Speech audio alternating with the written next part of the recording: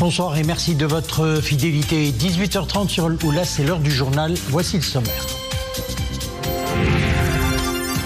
Le Paraguay reconnaît la souveraineté du Maroc sur son Sahara. L'annonce a été faite par le chef de la diplomatie paraguayenne à l'issue de ses entretiens à New York avec le ministre des Affaires étrangères, de la coopération africaine et des Marocains résidant à l'étranger, Nassar Bourita, et ce en marge de la 80e session de l'Assemblée générale de l'ONU.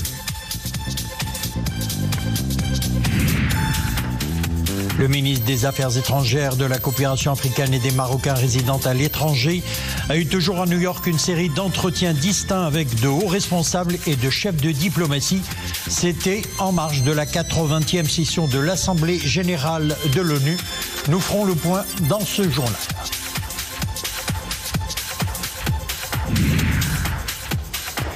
À suivre aussi, Salé fait son cinéma. La 18e édition du Festival international du film de femmes s'est ouverte hier. Un festival engagé et une programmation riche et variée. Un hommage a été rendu à des figures emblématiques féminines du 7e art. Avant de développer les titres, ce message de félicitations adressé par Sa Majesté le roi Mohammed VI aux serviteurs des deux lieux saints de l'islam, le roi Salman ibn Abdelaziz Al Saoud, souverain d'Arabie Saoudite, à l'occasion de la fête nationale de son pays.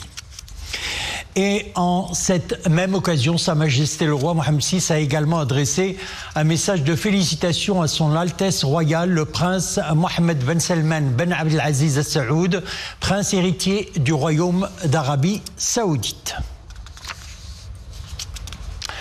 Sur haute instruction de Sa Majesté le roi, chef suprême et chef d'état-major général des forces armées royales, le général de corps d'armée Mohamed Berrid, inspecteur général des phares et commandant la zone sud, a reçu aujourd'hui au siège de l'état-major général des forces armées royales le général de division Moussa Salaou Barmou, chef d'état-major des armées du Niger. Il est en visite de travail au Royaume à la tête d'une importante délégation militaire. Les entretiens se sont tenus en présence du côté marocain des chefs de bureau concernés de l'état-major général des forces armées royales et du côté nigérien des membres de la délégation officielle du Niger, ainsi que l'attaché de défense près l'ambassade du Niger à Rabat, indique un communiqué de l'état-major général des forces armées royales. La coopération militaire bilatérale entre le Maroc et le Niger porte sur des activités variées, notamment la formation, la préparation opérationnelle des forces, la santé militaire et l'échange de visites et d'expertise, conclut le communiqué. Le Paraguay soutient la souveraineté du Maroc sur son Sahara. C'est par la voix de son chef de la diplomatie.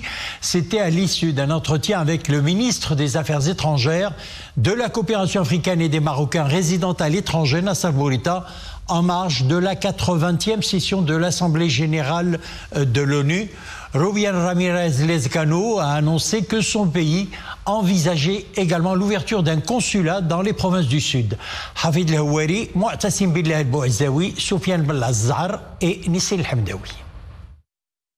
L'annonce a été faite depuis New York, en marge de la 80e session de l'Assemblée générale des Nations unies.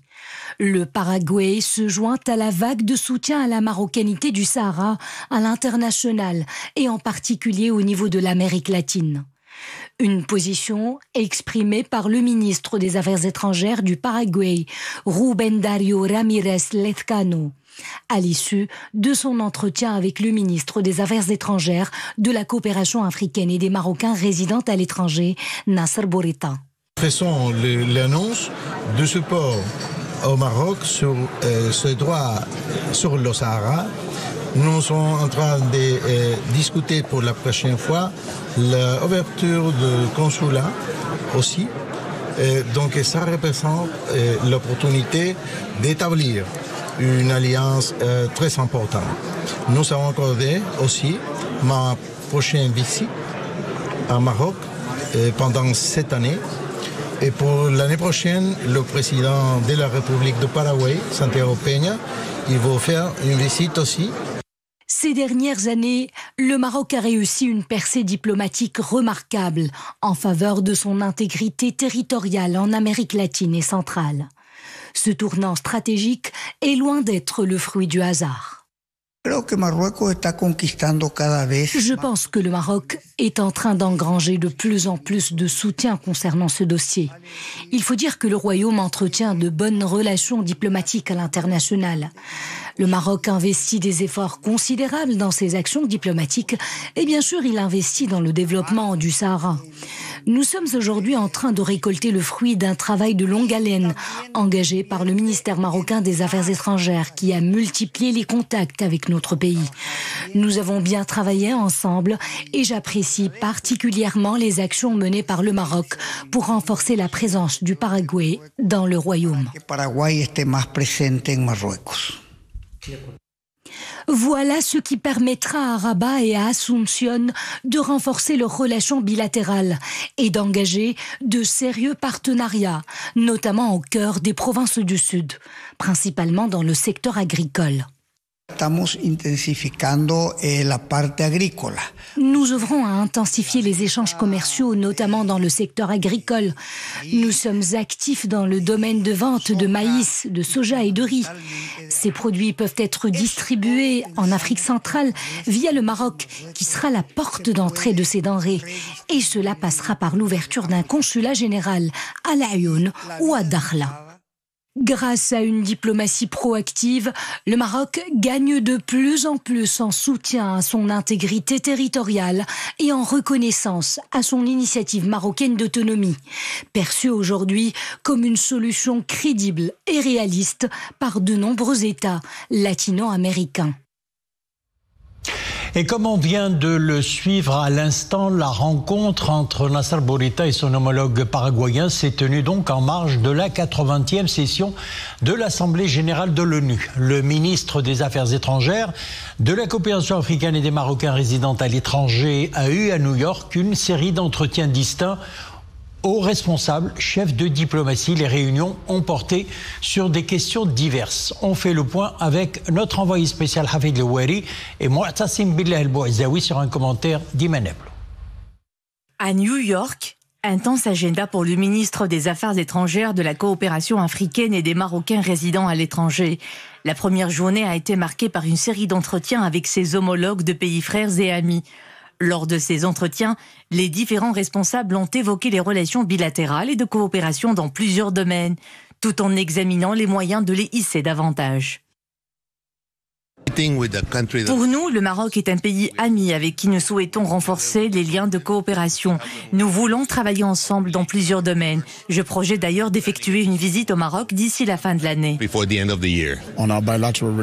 Nous avons un grand potentiel de coopération, notamment en termes de commerce, d'investissement, de dialogue politique, de consultation politique, de couverture maladie, d'énergie. Le Maroc s'est toujours tenu aux côtés de la Sierra Leone et c'est réciproque. Également à l'agenda de Nasser Bourita, la signature de conventions de coopération en marge de la 80e session de l'Assemblée générale des Nations unies.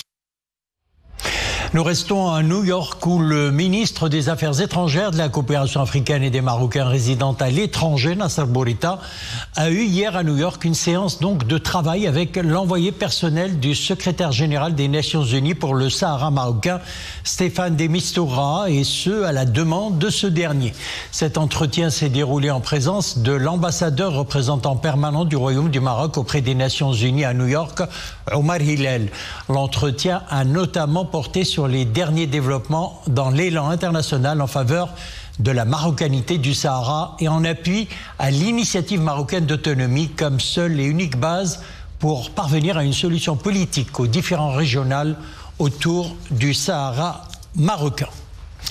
Et puis toujours à New York, le règlement pacifique de la question palestinienne était au centre d'une conférence internationale de haut niveau à laquelle a pris part le chef du gouvernement, Aziza Khanouch, co-présidé par le président français Emmanuel Macron et le ministre saoudien des Affaires étrangères, le prince Faisal Ben Farhan Al Saoud.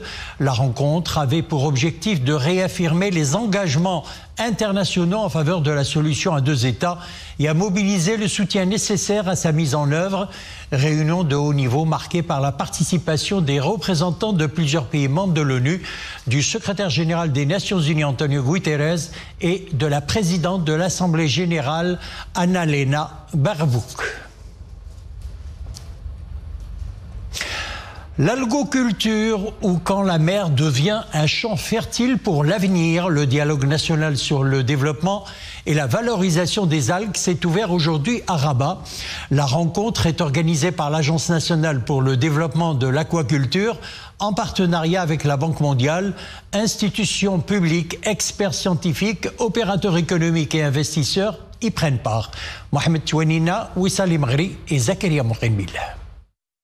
C'est une réserve de ressources qui n'a pas révélé tout son potentiel, les algues. Avec ses 3500 km de côte, le royaume dispose d'atouts majeurs dans la production d'algues, jusqu'à 300 000 tonnes à long terme. C'est l'objectif de ce dialogue national sur la filière. Institutions publiques, scientifiques, opérateurs économiques et investisseurs croisent leurs approches autour d'une ambition commune, transformer le riche potentiel marin du Maroc en véritable levier de croissance.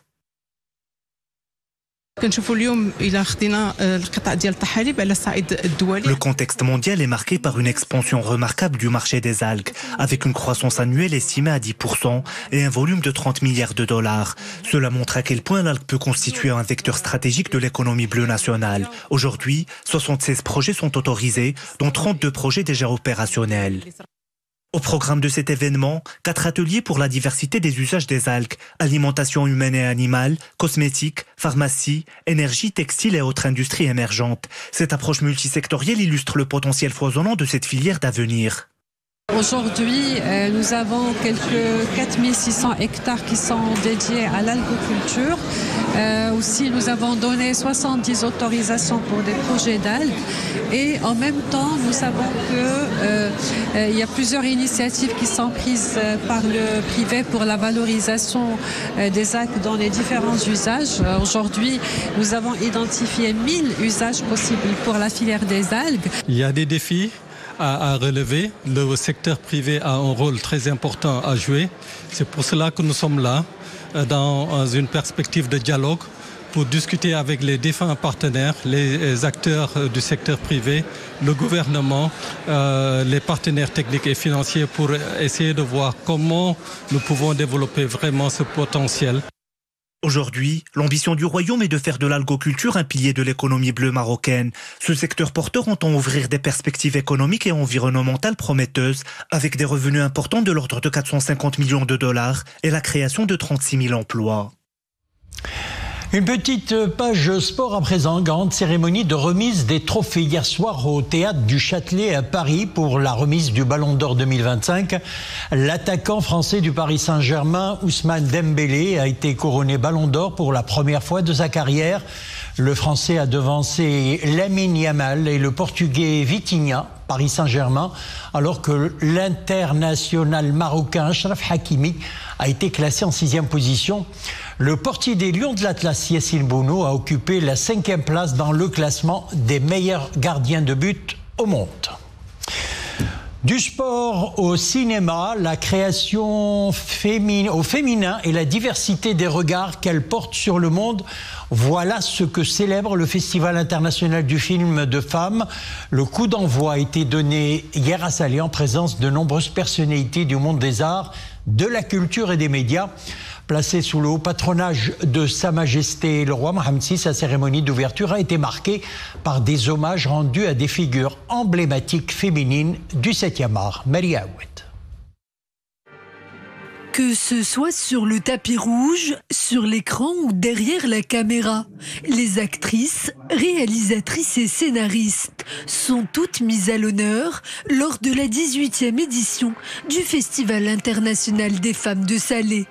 Un festival engagé et militant qui conjugue au féminin le rêve cinématographique de ces femmes raconteuses d'histoires. C'est la 3e fois que j'assiste à ce très beau festival dédié aux femmes et je suis toujours très honorée d'être là. Le Maroc est un pays merveilleux composé d'un public de cinéphiles avérés. C'est ma deuxième participation à ce festival que j'affectionne tout particulièrement.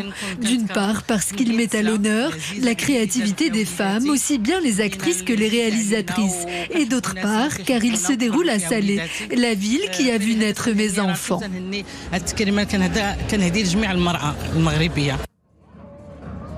Et cette année encore, nombreux sont les films à se disputer la consécration ultime, parmi lesquels le très attendu Year of the Widow de Veronika Liskova, ou encore le long métrage allemand Cidades de Ines Weiss, sans oublier l'empreinte du vent de la réalisatrice marocaine Leila Triki. Cette 18e édition porte en elle la promesse de moments intenses car de très beaux films ont été sélectionnés en raison de leur qualité narrative. Il y aura des prix qui récompenseront notamment le meilleur long métrage, le meilleur court et moyen métrage, le film documentaire et le prix du jeune public, sans oublier les hommages qui seront rendus aux personnalités. Et en véritable plateforme d'échange et de réflexion sur la condition féminine, le Festival international des femmes de Salé a rendu hommage à des personnalités féminines. Parmi elles, la journaliste d'El Oula, Sabah Ben Daoud, pour son rôle pédagogique au service de la culture cinématographique. Ce festival est extrêmement important à mes yeux car il fait rayonner la femme en la légitimant dans une industrie encore trop souvent masculine. Ici, les femmes sont sur le même pied d'égalité que les hommes. Elles portent en elles des idées innovantes qu'elles expriment à travers la caméra. Et en tant que journaliste, mon devoir est de mettre en lumière ce cinéma de femmes engagées. Durant 6 jours, Salé se mue en terre de femmes, là où germent les graines d'artistes, de celles qui font rêver petits et grands derrière leur écran et dans les salles obscures. Et bien voilà, c'est avec la page cinéma que nous refermons l'édition. Merci de nous avoir suivis. 21h, n'oubliez pas, le JT en arabe. À demain 18h30.